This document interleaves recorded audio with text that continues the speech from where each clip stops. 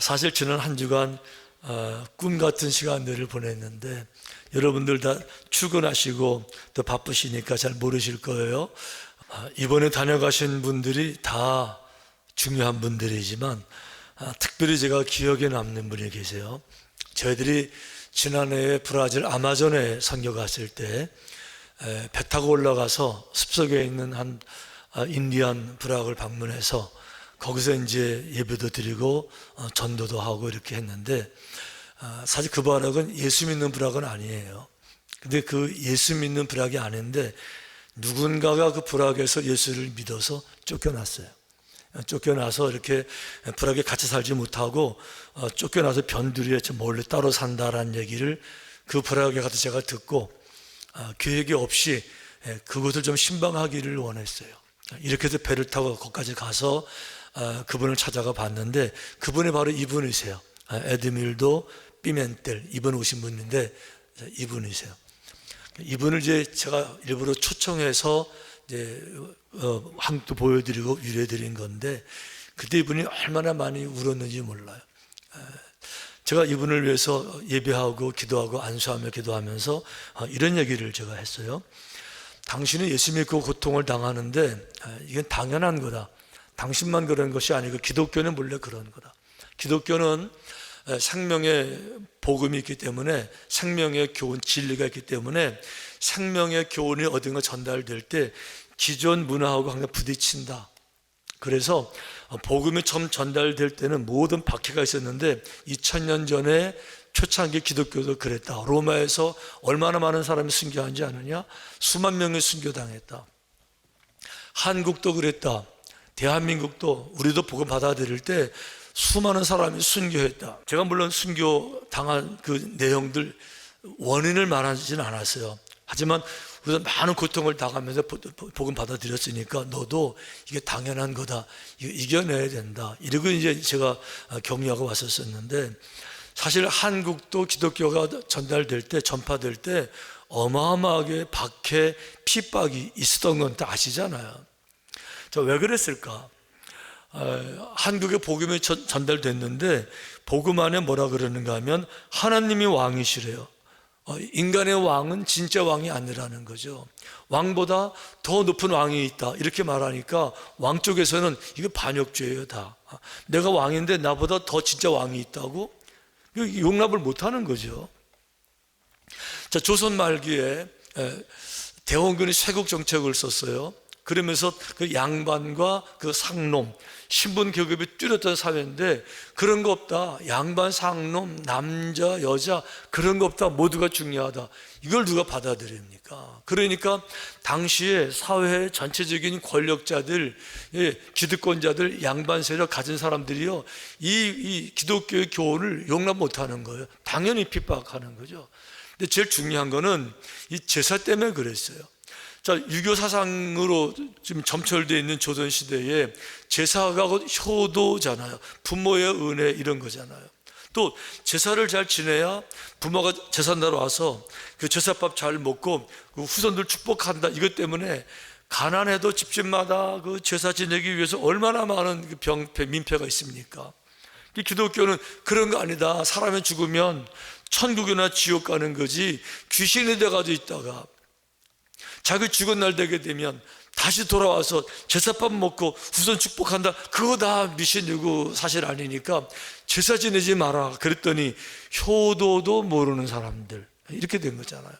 부모의 은혜도 모르는 아주 이상한 족속 이래가지고는 얼마나 많은 핍박, 얼마나 많은 순교, 수천 명이 죽은 줄 아시잖아요. 사실 알고 보면 기독교는 효도를 부정하는 종교가 아니고요, 부모 은혜 모르는 종교가 아니라 어떤 가르침보다도 부모님 은혜를 정말 가르치는, 부모님의 소중함을 정말 알려주는, 인간의 본분을 알려주는 가르침이 우리 기독교의 핵심에 있어요. 왜 그런가 하면 내가 어떻게 태어났는데요, 부모님이 나를 낳아주신 거예요. 그보다 더 큰 은혜가 어디 있고 그보다 더 귀한 존재가 어디 있어요. 그러니까 부모의 은혜에 대해서 철저하게 가르치는데 여러분 이 정도예요. 자기의 아버지나 어머니를 저주하는 자는 반드시 죽일지니라. 여러분, 이런 가르침은 없어요. 이런 종교는 없습니다. 아버지 어머니를 멸시하고 무시하고 흉보고 욕하고 저주하면요 아예 죽여버리래요. 그 영어로 보면 더 무서워요. 영어로 이렇게 되어 있어요. Anyone who calls. anyone이에요. 누구나 해요. 여기는 예외가 없습니다. 부잣집 아들이건 가난한 집 아들이건 양반집 딸이건 하회집 딸이건 예외가 없어요. 누구든지 해요. 너무 무서운 거예요. 누구든지 부모를 무시하고 저주하면요 죽여버리래요. 이렇게 했어요. must be예요. must be. 한 명도 예외가 없습니다. put 어떻게 해요? death. 죽음으로 몰아넣으라는 거죠. 이렇게 무서운 가르침. 왜 이렇게 부모님에 대해서 중요하게 생각할까? 예, 부모가 우리 인생의 고향이 나를 낳아주신 분이세요. 나를 길러주신 분이시라고요. 나를 키워주신 분이세요. 나를 축복하신 분이세요. 내게 생명을 주신 분이세요. 물론 생명은 하나님이 주셨어요. 하지만 하나님이 생명을 이렇게 계를 안에 넣어서 이 땅에 던져가지고 인간으로 태어나 이렇게 한 것이 아니고 부모님을 통해서 생명을 주신 거예요. 부모님에게 아버지의 사랑을 넣어주시고 어머니의 사랑을 넣어주시고 자녀가 얼마나 귀한지 알게 하셔서 부모님을 통해서 나를 낳아주신 바로 그분이 부모님이신 거죠. 자, 성경에는 이런 말이 나와요. 야곱의 허리에서 나온 사람이 모두 70이요 요셉은 애굽에 있었더라. 자, 야곱의 가족이 요셉 때문에 애굽으로 이주하잖아요. 모두 70명입니다. 12명의 자녀들과 손주들 70명이 이주를 하게 되는데 이렇게 표현해요. 야곱의 허리에서 나왔다 이렇게 말해요. 그 말이 맞죠. 본래 야곱의 허리에 있었어요. 내가 어디 있었어요? 부모의 허리에 있었던 거예요. 부모의 몸 안에 내가 있었다고요. 더 구체적으로 어머니들은 10달 동안 뱃속에서 잉태하고 길러내요. 그보다 귀한 게 어디 있어요? 그러니까 부모를 귀한 줄 알고 부모에게 효도하라 이렇게 말하고 있는데 성경에서는 부모에게 효도하는 아주 중요한 이유 한 가지를 또 이렇게 말합니다. 네 아버지와 어머니를 공경하라. 이것은 약속이 있는 첫 계명이니 이로써 네가 잘되고 땅에서 장수하리라. 자, 여기 보니까 내가 잘 된다고 그랬어요. 형통한다. 뭐를 하든지 열매를 맺는다. 들에 있든지 산에 가든지 바다 가든지 도시 가든지 모든 일들이 형통한다. 닫히는 것이 아니고 길들이 열린다. 거기다가 장수한다. 즉 번창한다. 풍족하다. 축복을 받는다. 이런 것의 조건이 뭐예요? 부모에게 효도하는 사람들에게 주신다는 거예요. 자, 그러면 왜 하나님께서 부모에게 효도하는 사람들에게 이런 상상도 하지 못할 큰 놀라운 축복을 주실까 하고 보니까 성경에 이렇게 써 있어요. 자녀들아 모든 일에 부모에게 순종하라. 이는 주 안에서 기쁘게 하는 것이니라. 자, 그러니까 부모에게 순종할 때 주 안에서 주님께서 기뻐하신다는 거예요. 주님이 언제 기뻐하실까? 주님이 하늘 보좌에서 이 땅을 바라보시면서 언제 뭘 보고 기뻐하실까? 부모에게 순종하는 거, 부모에게 효도하는 거, 순종할 때 하나님이 그걸 보시고 주님이 그걸 보시고 너무 기쁘셔서 너무 기쁘시니까 그들에게 뭔가 주고 싶으시니까 그들에게 축복을 주신다. 할렐루야. 지금 이 얘기하고 계시는 거예요. 근데 중요한 거는 효도보다 순종이 먼저래요. 효도보다 부모에게 효도도 중요하지만 순종이 더 중요하다. 왜 그러냐? 효도가 다 똑같은 효도가 아니라서 그래요. 효도에는 두 가지 효도가 있어요. 하나는 늙으신 부모님 어느 날 보니까 늙어가는 모습 보니까 애처로워요. 안쓰러워요. 불쌍해요. 나이를 점점 먹고 그러니까 얘는 늙고 병드시니까 어머니가 너무 불쌍해요. 아버지가 불쌍해요. 그 불쌍해서 내가 효도하는 거예요. 이런 효도 한 가지가 있어요. 불쌍해서 효도하는 거예요.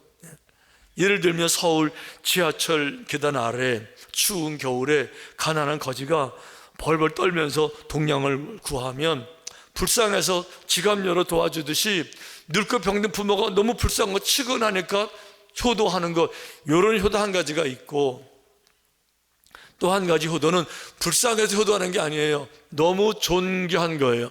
네 부모에게 순종해라. 왜? 내가 순종할 만큼 부모는 위대해요. 부모는 존엄해요. 부모는 능력이 많아요. 부모는 생각이 깊어요. 나를 사랑해요. 부모는 내 인생에 소중한 분이세요. 그 소중함을 인정해서 내가 섬기는 효도가 있는 거예요.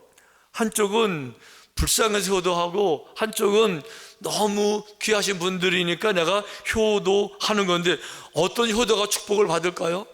불쌍한 거 말고, 불쌍해서 안쓰러우니까 측은하니까 동냥하듯이 그런 효도 말고, 정말 존귀해서 너무너무 귀해서 내가 받들어 모시는 그런 효도를 하게 될 때 하나님께서 축복해 주실 줄로 믿습니다. 제가 그냥 말하는 게 아니고요, 이게 근거가 있어요. 성경에 이런 말씀이 하나가 나오는데, 민수기 30장 2절, 사람이 여호와께 서원하였거나 결심하고 서약하였으면 깨뜨리지 말고 그가 입으로 말한 대로 다 이행할 것이니라. 당연하죠. 하나님께 서원했으면, 약속했으면, 결단했습니다. 하나님 이렇게 하기로 결심합니다. 서원 기도했으면요, 해가 돼도 서원을 지켜라. 예. 이런 말씀이 성경에 얼마나 많아요. 그런데 한 가지 예외가 있어요. 하나님께 내가 서원했더라도, 결단했더라도, 약속했더라도 한 가지 예외가 이 조항이에요. 그 다음에 이런 말씀 따라오는데, 그러나 그의 아버지가 그것을 듣는 날에 허락하지 아니하면 그의 서원과 결심한 서약을 이루지 못할 것이니, 그의 아버지가 허락하지 아니하였은즉 여호와께서 사하시리라. 좀 어렵죠? 이게 좀 어려워요. 아니, 하나님께 서원했으면 지켜야 되는데, 그 서원한 아들이, 서원한 딸이 아버지 엄마하고 얘기하는 가운데 내가 이렇게 하기로 했어요. 그랬더니 아버지가 그거 내 생각에 안 하면 좋겠는데 하지 말지, 이렇게 말하면, 내가 서원했더라도 아버지가 허락하지 않으시면, 그래서 내가 서원을 어기더라도 하나님이 그거를 인정해 주시고 용납해 주셔서 벌을 주는 것이 아니라 캔슬하는 것을 인정해 주시겠다. 이게 무슨 말이죠? 부모님이 하나님보다 높아서 그래요? 하나님보다 힘이 있어서 그래요? 아니요. 하나님은 자녀들이 부모에게 순종하기를 원하시는 거예요. 순종하기를 기뻐하는 거예요. 그러면 이렇게 말씀하시는 거예요. 자녀들아, 모든 일에 부모에게 순종해라. 중요한 거, 모든 일에 순종하라는 거죠. 이는 주 안에서 기쁘게 하는 것이다. 모든 일에 부모에게 순종해라. 근데 우리는 그렇게 못해요. 모든 데 순종을 못해요. 왜 그런가 하면, 부모님을 잘 알잖아요. 우리가 부모님 늙으셨고 병들고 힘도 별로 없고 때로는 사회 경험도 많이 없으시고, 그런 부모가 내게 하는 말을 내가 어떻게 다 순종해요? 그러니까 부모가 내게 하는 말을 들으면서 판단하잖아요. 이거 내가 순종해도 되나 안 되나? 그렇게 할 것만 하잖아요. 내가 손해가 날까 안 하잖아요. 그런 거 말고, 그런 걸 기뻐하는 것이 아니라 내가 손해가 되더라도 모든 일에 부모에게 순종해라. 그걸 기뻐하시는 거죠.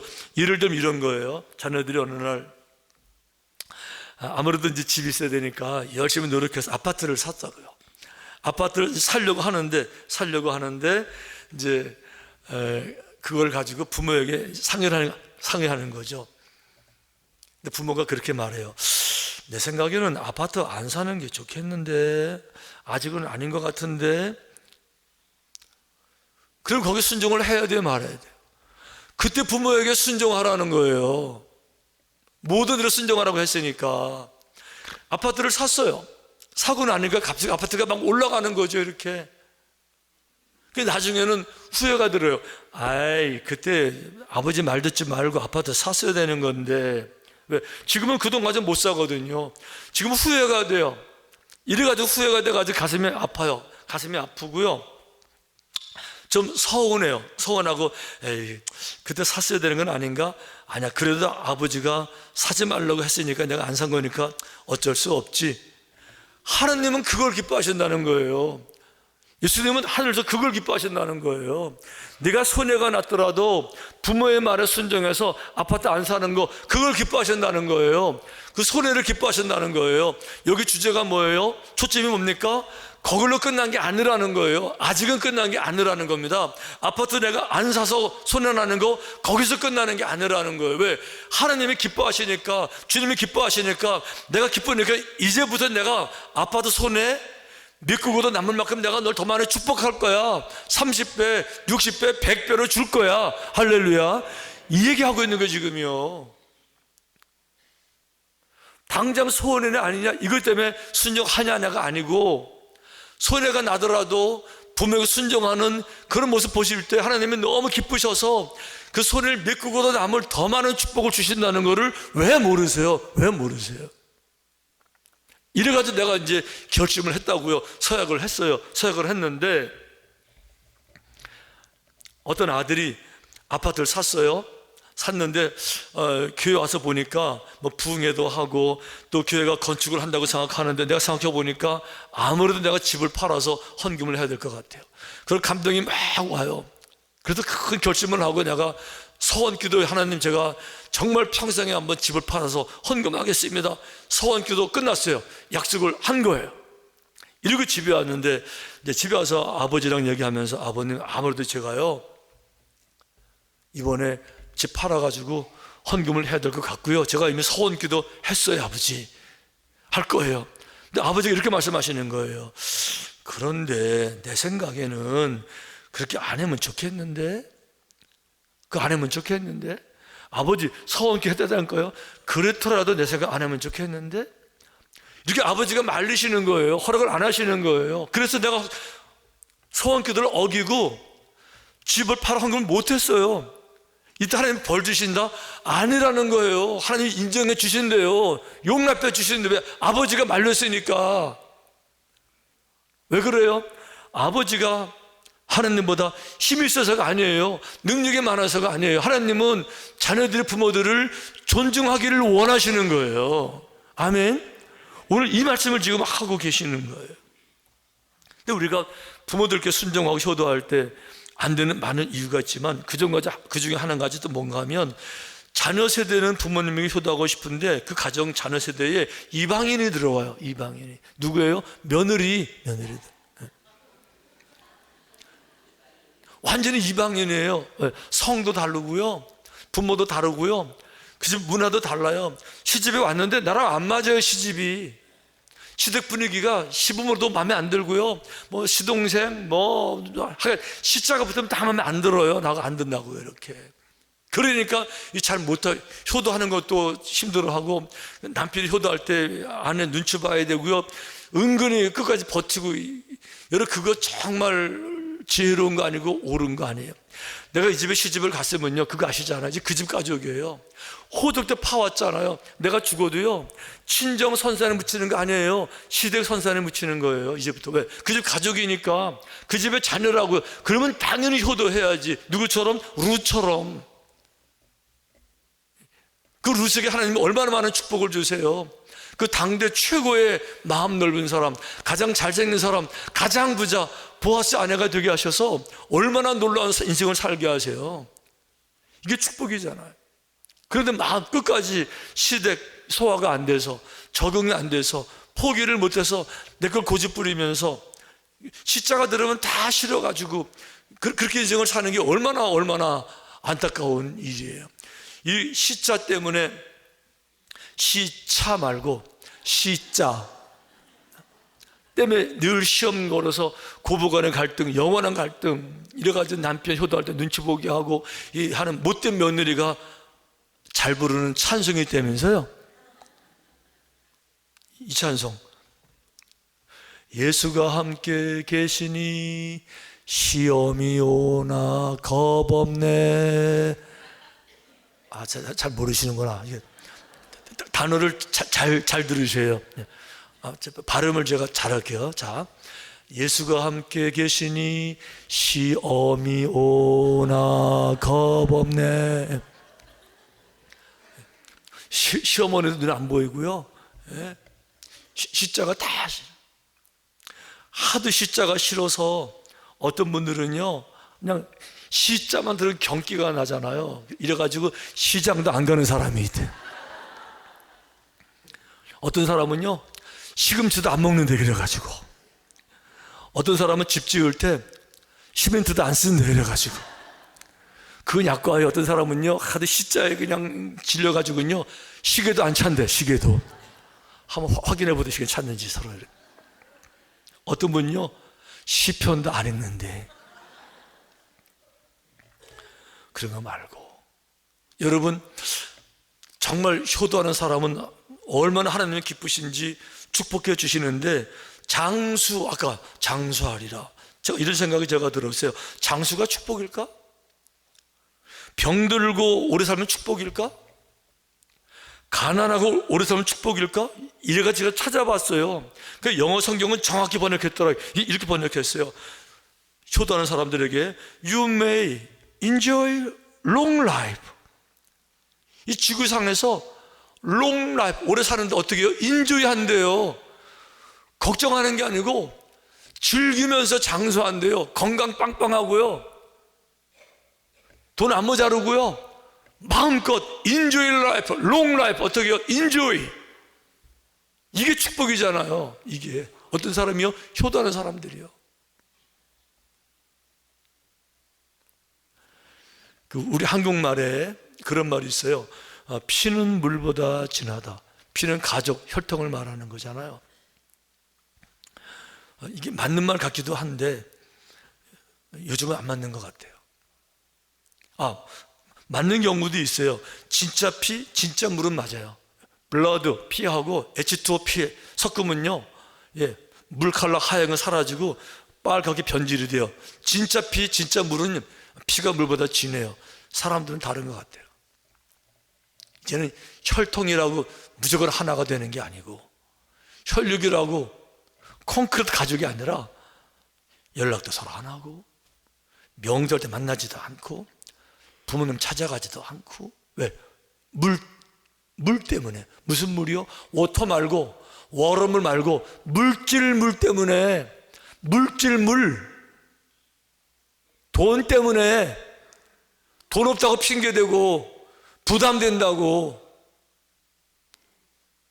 자기 할 건 다 하면서 먹을 거 다 먹고 여행 다 다니고 애들에게 쏟아 부으면서 부모님에겐 돈 없어 못한다고. 피가 물보다 진하다고요? 아니요. 요즘 사람들이요, 물이 피보다 진한 그런 삶을 사는 사람들이 얼마나 많은지 몰라요. 늘 돈 얘기하고, 돈 없, 마음은 그런데 돈 없어 못한다 그러고. 그런 거 말고, 그런 거 말고,